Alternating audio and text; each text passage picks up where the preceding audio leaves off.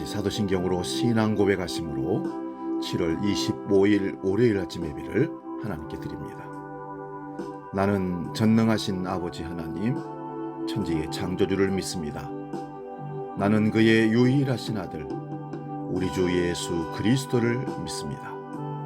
그는 성령으로 잉태되어 동정녀 마리아에게서 나시고 본디오 빌라도에게 고난을 받아 십자가에 못 박혀 죽으시고 장사된 지 사흘 만에 죽은 자 가운데서 다시 살아나셨으며 하늘에 오르시어 전능하신 아버지 하나님 우편에 앉아 계시다가 거기로부터 살아있는 자와 죽은 자를 심판하러 오십니다. 나는 성령을 믿으며 거룩한 공교회와 성도의 교제와 죄를 용서받는 것과 몸의 부활과 영생을 믿습니다. 아멘.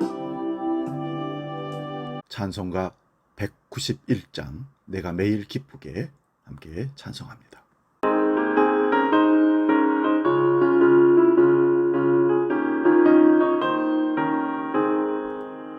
내가 매일 기쁘게 순례의 길에 가면 주의 팔이 나를 안보하며 내가 주의 큰 복을 받는 참된 비결은 주의 영이 함께함이라.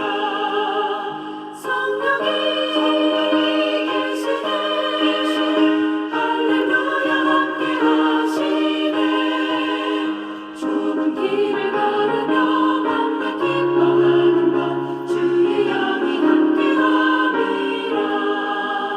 저는 죄에 빠져서 평안함이 없을 때 예수 십자가의 공로 힘입어 그 발 아래 엎드려 참된 평화 얻으면 주의 영이 함께함이라. 성령이 계시네 할렐루야 함께하시네. 좁은 길을 걸으며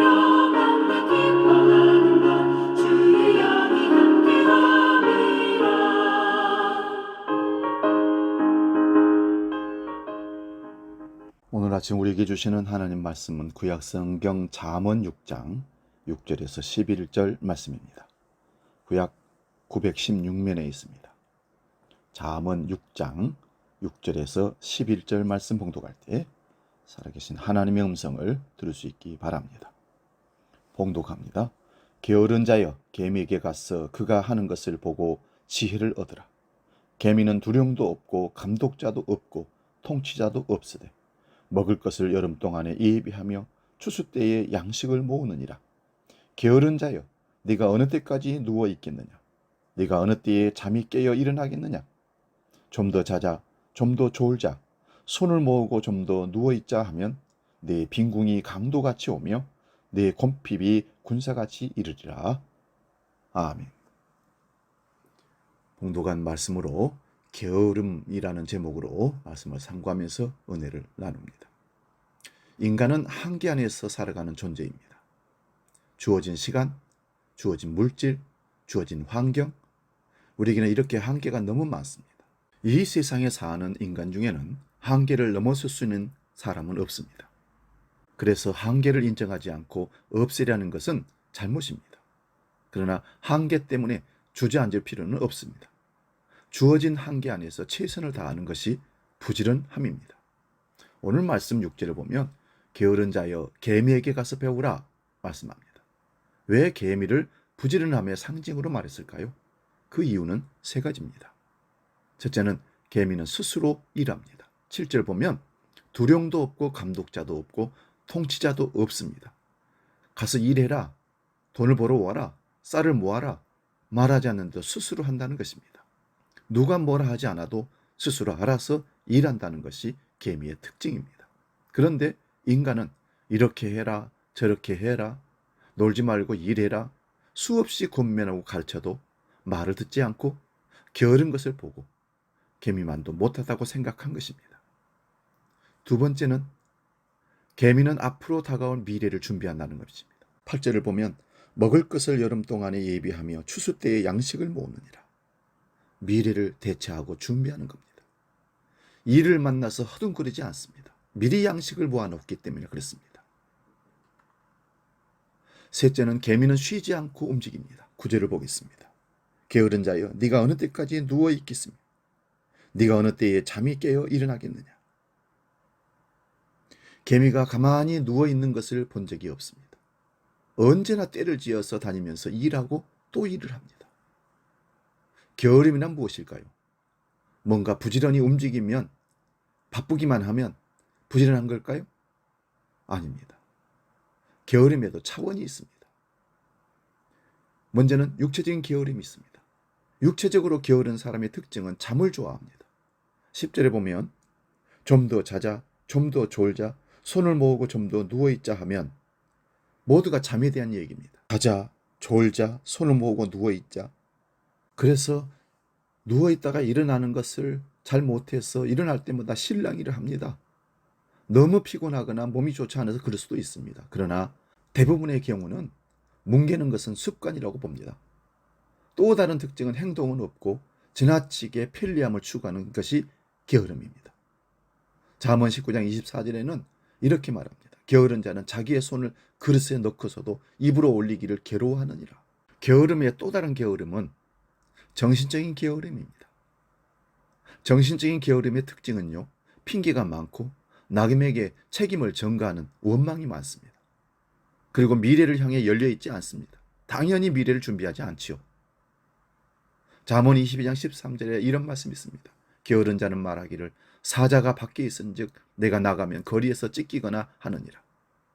사자가 밖에 있어서 못 나간다. 내가 안 나가는 것이 아니라 상황이 나빠서 나갈 수가 없다고 핑계를 대는 것입니다. 게으름의 세 번째는요, 가장 심각한 게으름은 영적인 게으름입니다. 마태복음 25장에 보면 한 달란트 받은 사람이 한 달란트 그대로 가지고 오자 예수님께서 뭐라고 하셨습니까? 악하고 게으른 종아, 이렇게 말씀합니다. 여기 게으르다는 것은 이해가 가는데 왜 악하다고 했을까요? 그 이유는 하나님의 선하심을 인정하지 않기 때문입니다. 그 사람에게 맞게 주셨는데 왜 나에게는 한 달란트만 주셨는가 하며 하나님을 불공평한 분으로 인식하기 때문에 그렇습니다. 자기에게 주어진 현실을 선물로 받지 않고 결국 주어진 소명을 이루지 못합니다. 여러분, 게으름의 결과는 무엇입니까? 내 빈궁이 강도같이 오며 내 궁핍이 군사같이 이르리라 11절에 말씀합니다. 빈궁은 경제적으로 가난하게 되는 것이고 궁핍은 정신적으로 영적으로 아주 힘든 삶을 말하는 겁니다. 육체적, 정신적, 영적으로 실패한 사람이 된다는 뜻입니다. 강도는 모르게 다가옵니다. 군사는 빠르게 다가옵니다. 두 가지 공통점은 막을 수 없다는 것입니다. 게으르면 경제적 어려움은 아니라 정신적이고 영적인 고통이 신속하게 온다는 것입니다. 막을 수가 없습니다. 우리의 미래를 다 아는 사람은 없습니다. 오늘 최선을 다하고 나머지는 하나님께 맡기는 것입니다. 오늘 본문은 말씀합니다. 개미에게 가서 배우라. 사랑하는 여러분, 더 이상 게으르지 맙시다. 환경을 탓하거나 다른 사람을 원망하지 마십시다. 내게 주어진 기회, 내게 주어진 능력, 내게 주어진 현실, 이대로가 하나님의 선물입니다. 감사하면서 최선을 다하십시다. 그럴 때 새로운 길이 열릴 줄로 믿습니다. 그리고 주님 앞에서 칭찬을 받게 될 것입니다. 할렐루야. 오늘도 최선을 다해서 열심히 성실하게 삽시다. 기도하겠습니다. 하나님, 오늘 하나님께서 우리에게 개미에게 가서 배우라고 권면하십니다. 이 땅에 사람으로 태어나서 한계를 갖고 가는 우리들이 있는 모든 현실의 삶에서 최선을 다함으로 게으르지 아니함으로 미래를 준비하는 육적인 게으름, 정신적인 게으름, 영적인 게으름에 빠지지 않는 하나님의 성실한 믿음의 사람들 되게 하여 주시옵소서. 일하기 싫거든 먹지도 말라 하신 말씀처럼 주어진 여건 가운데 최선을 다함으로 밥값이라도 제대로 하고 살아가는 우리 모두가 되게 하여 주시옵소서. 아버지, 우리는 연약하고 부족합니다. 그럴 때 하늘 영광 힘 주시고 능력 주셔서 내게 능력 주시는 자 안에서 내가 모든 걸 할 수 있습니다. 고백할 수 있는 진정한 믿음의 사람으로 오늘도 이끌어 주시옵소서. 주기도로 함께 기도합니다. 하늘에 계신 우리 아버지, 아버지 이름을 거룩하게 하시며 아버지의 나라가 오게 하시며 아버지의 뜻이 하늘에서와 같이 땅에서도 이루어지게 하소서. 오늘 우리에게 일용할 양식을 주시고 우리가 우리에게 잘못한 사람을 용서하여 준 것 같이 우리 죄를 용서하여 주시고 우리를 시험에 빠지지 않게 하시고 악에서 구하소서. 나라와 권능과 영광이 영원히 아버지의 것입니다. 아멘.